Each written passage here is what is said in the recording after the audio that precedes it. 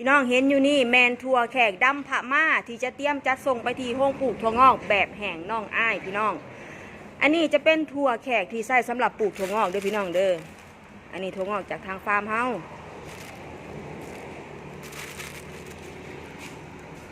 นี่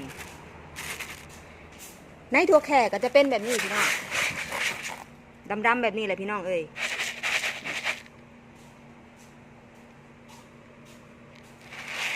และยังบ่พอน้องเพิ่นยังเสื้อมันเนาะสั่งแป้งกันเสื้อรา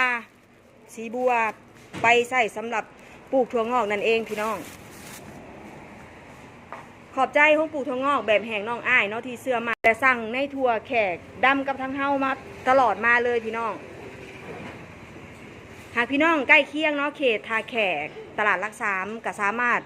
ซื้อถั่วงอกกับเพิ่นได้เลยเด้อพี่น้องเด้อสำหรับพี่น้องทางบ้านที่สนใจอยากปลูกถั่วงอกเป็นอาชีพสร้างอาชีพให้กับครอบครัวก็สามารถปรึกษาละสนุนฟาร์มได้เด้อพี่น้องเด้อปลูกบ่เป็นบ่เคยมีประสบการณ์บ่เคยรู้เกี่ยวกับการปลูกถั่วงอกกับทางฟาร์มเฮาก็ยินดีเป็นพี่เลี้ยงให้พี่น้องจนเป็นเลยดูแลตลอดอายุการปลูกถั่วงอกของพี่น้องทางบ้านเลยเด้อสำหรับถั่วแขกมื้อนี้เฮาจะจัดส่งผ่านมีไซขนส่งสาขาแก่งแหดพี่น้อง